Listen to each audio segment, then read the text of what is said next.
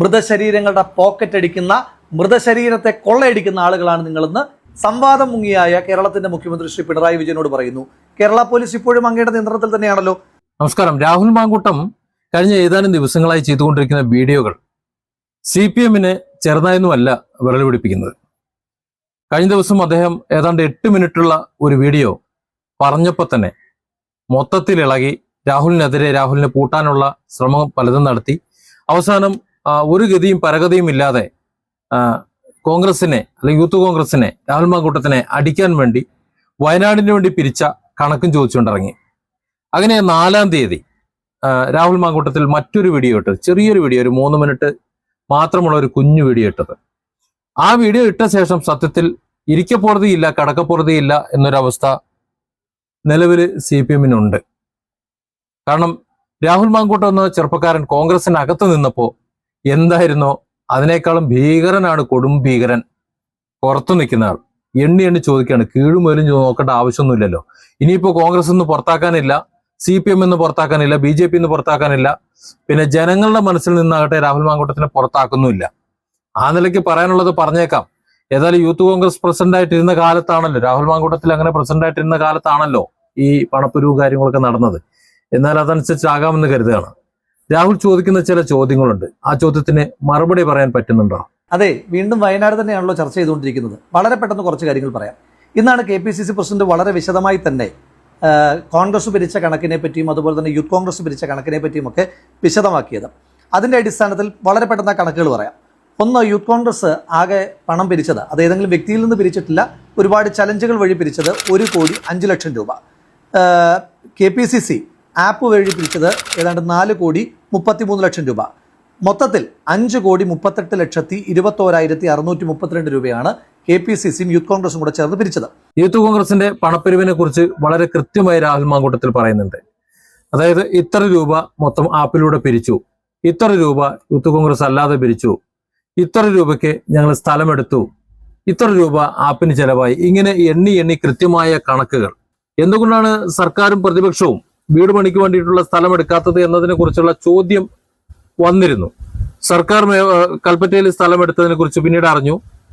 കോൺഗ്രസ് അവർക്ക് അനുയോജ്യമായ രീതിയിലുള്ള സ്ഥലം തപ്പി നടക്കുന്നതായിട്ടും അറിഞ്ഞു. പിന്നെ കോൺഗ്രസിന് സ്ഥലം എടുക്കുമ്പോഴും വീട് പണിയുമ്പോഴും ഒക്കെ അതിനെ പൂട്ടിടാൻ വേണ്ടിയിട്ട്, കാര്യം പാടില്ലല്ലോ, സർക്കാരിന്റെ കാര്യങ്ങളൊന്നും നടക്കാത്തത് കൊണ്ട് എങ്ങനെയെങ്കിലും UDF-ന്റെ അതുപോലെ മുസ്ലിം ലീഗിന്റെ വീട് പണിയൊക്കെ ഒന്ന് തടസ്സപ്പെടുത്താൻ വേണ്ടി സർക്കാർ ആവും വണ്ണം ശ്രമിക്കുകയും ചെയ്തു. അതിനുള്ള പെർമിഷൻ കൊടുക്കാതിരിക്കുക, മറ്റ് കലാപരിപാടികൾ നമുക്കറിയാലോ.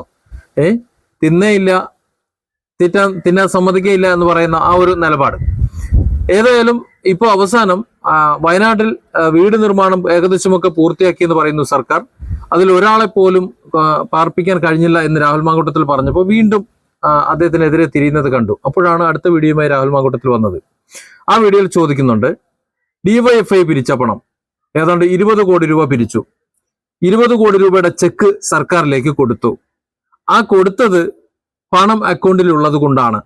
അക്കൗണ്ടിലില്ലാതെ വണ്ടി ചെക്ക് കൊടുക്കുന്ന പരിപാടി DYFIക്കോ CPM-നോ ഉണ്ടോന്ന് അറിയില്ല. അതുകൊണ്ട് തന്നെ ചെക്ക് കൊടുത്തതിന്റെ പിറ്റേന്ന് തന്നെ ചെക്ക് മാറാൻ തക്കവണ്ണം അക്കൗണ്ടിൽ പണം ഉണ്ടായിരിക്കാം. പക്ഷെ പണം കൈമാറുന്നത് വീണ്ടും ഏകദേശം 1 വർഷത്തോളം ആകുന്ന സമയത്താണ്. അതായത് 1 കോടിയിൽ ചില്ലുവാനും രൂപ പലിശ ഇനത്തിൽ DYFIയുടെ അക്കൗണ്ടിലേക്ക് വന്നതിന് ശേഷമാണ്. അല്ലെങ്കിൽ അതിനുള്ള ചാൻസ് ഉണ്ട്, ഒരു 7% പലിശ കൂട്ടാലോ. അങ്ങനെയാണെങ്കിൽ ആ പണം എങ്ങോട്ട് പോയി, ഓഡിറ്റ് ചെയ്യേണ്ട ഈ കാര്യങ്ങൾ രാഹുൽ മാങ്കൂട്ടത്തിൽ ചോദിച്ചിരുന്നു. ഇപ്പോ യൂത്ത് കോൺഗ്രസിന്റെ പണത്തിന്റെ കണക്ക് കൃത്യമായി എന്താണെന്ന് കൃത്യമായി പറഞ്ഞു. അപ്പോൾ സംവാദത്തിന്റെ ഒരു തർക്കം വരുന്നുണ്ട്. അതായത് ഇത് സംബന്ധിച്ചുള്ള സംവാദം മുഖ്യമന്ത്രി പിണറായി വിജയനും പ്രതിപക്ഷ നേതാവ് VD സതീശനും രണ്ടുപേരും കൂടെ ഇരുന്ന് ചെയ്യാമെന്ന്. അപ്പോഴേക്കും നമ്മുടെ മുഖ്യമന്ത്രി മുങ്ങി, പിന്നെ ഫേസ്ബുക്കിൽ പൊങ്ങി. ഫേസ്ബുക്കിലാവുമ്പോൾ കുറെ സൈബർ കമ്മികളും മറ്റും താഴെ വന്ന് കമന്റ് എഴുതിയ മറ്റു കാര്യങ്ങൾ ചെയ്യും, അല്ലെങ്കിൽ സപ്പോർട്ട് ചെയ്യും. ഇനി അഥവാ ആരെങ്കിലും എതിർത്ത് കഴിഞ്ഞാൽ ഫേസ്ബുക്കിന് ഇടപെട്ട് അല്ലെങ്കിൽ പോലീസ് പൂട്ടിക്കുന്ന ഒരു പരിപാടി ഇപ്പൊ കണ്ടുവരുന്നത്. അതായത് അസഹിഷ്ണുതയാണ്. ആരും എതിർക്കാൻ പാടില്ല, മിണ്ടാൻ പാടില്ല, തിരുവായ്ക്കെതിരുവാ പറയാൻ പാടില്ല. രാജാവാണല്ലോ, ഇറങ്ങി പോകുമ്പോഴും രാജാവിന്റെ തിണ്ണുമുടുക്കിന് കുറവൊന്നുമില്ല. പക്ഷെ രാഹുൽ മാങ്കൂട്ടം എന്ന് പറയുന്ന ചെറുപ്പക്കാരൻ, അയാൾ അകത്ത് നിൽക്കുന്നതിനേക്കാൾ വലിയ ഒരു ഭീകരനാണ്, കൊടും ഭീകരനാണ് പുറത്തു നിൽക്കുന്നതെന്ന് പിണറായി വിജയൻ അറിയുന്ന നിമിഷങ്ങളാണിത്. കഴിഞ്ഞ 8 മിനിറ്റുള്ള വീഡിയോ തന്നെ അതിന് ഏറ്റവും വലിയ ഉദാഹരണമാണ്. കണക്ക് സംബന്ധിച്ചിട്ട് വീണ്ടും ഒരു 3 മിനിറ്റുള്ള വീഡിയോ കഴിഞ്ഞ ദിവസം 4-ാം തീയതി രാഹുൽ മാങ്കൂട്ടൽ വീണ്ടും അദ്ദേഹത്തിന്റെ ഫേസ്ബുക്ക് പേജിലൂടെ പുറത്തുവിട്ടിട്ടുണ്ട്. ആ വീഡിയോ പുറത്തു വന്ന ശേഷം ചെറിയ ഹാലിളക്കമൊന്നും അല്ല നമ്മുടെ സഖാക്കൾക്കുള്ളത്. സത്യത്തിൽ 8 മിനിറ്റുള്ള വീഡിയോ കണ്ടിട്ടുള്ള മുഴുവൻ ആൾക്കാരും ഈ 3 മിനിറ്റുള്ള വീഡിയോ കൂടി ഒന്ന് കാണണം. കാരണം തെരഞ്ഞെടുപ്പിന് അധിക നാളില്ല.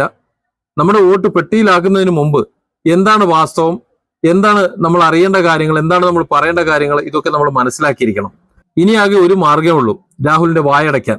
രാഹുലിന്റെ വായടയ്ക്കാൻ ഇനി ഒറ്റ മാർഗ്ഗമേ ഉള്ളൂ, പിടിച്ചകത്തിടുക. അതിനുള്ള പണി പിന്നാമ്പുറത്ത് തുടങ്ങിയിട്ടുണ്ടെന്നാണ് അറിയുന്നത്. ജയിലിൽ അടയ്ക്കാതെ വേറെ മാർഗമൊന്നുമില്ല. ജയിലിൽ അടയ്ക്കാനാകട്ടെ മാർഗവുമില്ല. കോൺഗ്രസിനെ പറയാൻ വയ്യ. കോൺഗ്രസ് ആദ്യം തന്നെ പിടിച്ച് പുറത്താക്കിയതാണ്. ഇപ്പോ അളിക്കാനും വയ്യ, മൂടാനും വയ്യ. ചെക്കനാകട്ടെ വിളിച്ചു പറഞ്ഞുകൊണ്ടിരിക്കുന്നു എന്നതാണ് അവസ്ഥ. രാഹുലിന് ഒരുപാട് കാര്യങ്ങൾ പറയാനുണ്ട്. 4-ാം തീയതി പറഞ്ഞ ആ ചെറിയ കാര്യം കൂടെ ഒന്ന് കേട്ടിട്ട് വേണം പോകാൻ. കാരണം ദിവസങ്ങളില്ല. ഇതിനെ സംബന്ധിച്ച് ഒരു വീഡിയോ കൂടി വരാനുണ്ട്. ചാനൽ സബ്സ്ക്രൈബ് ചെയ്യുകയും ബെല്ലൈക്കൺ അമർത്തുകയും ഒക്കെ ചെയ്യണം. കാത്തിരിക്കണം. ഫേസ്ബുക്കിലാണ് വീഡിയോ കാണുന്നുണ്ടെങ്കിൽ ഫോളോ ചെയ്ത് കാത്തിരിക്കാൻ മറക്കണ്ട. ഇനി ഈ ആപ്പുകളുടെ നിർമ്മാണവും ചെലവും അത്തരം കാര്യങ്ങളെല്ലാം കൂടെ വെച്ചിട്ട് 9,30,000 രൂപ ചിലവായിട്ടുണ്ട്.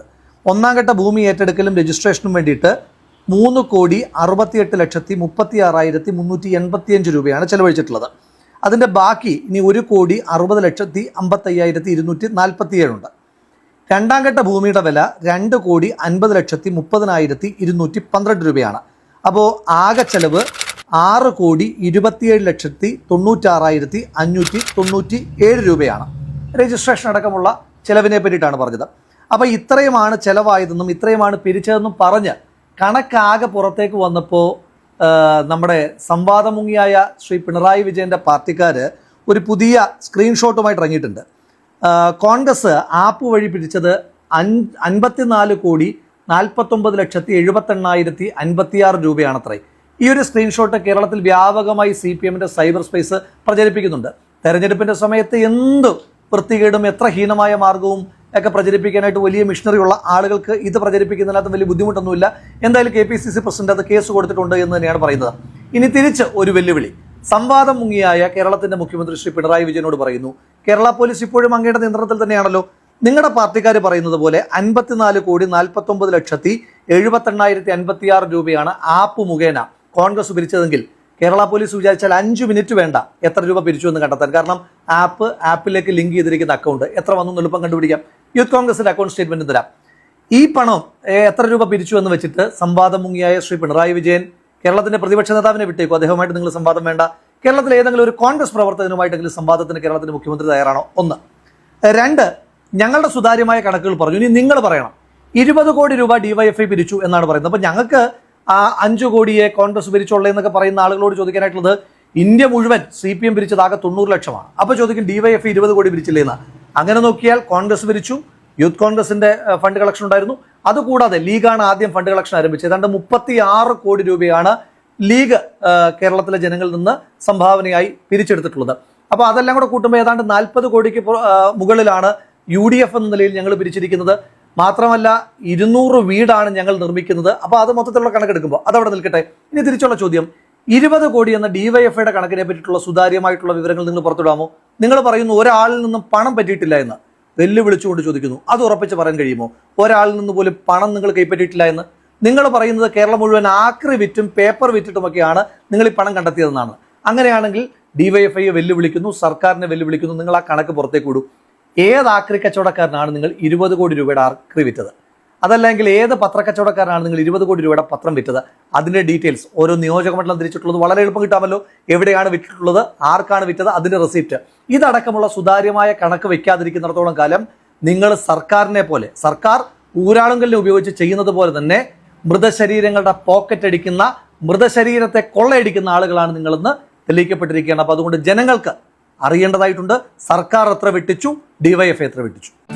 Different angles. Don't forget to subscribe and support this channel.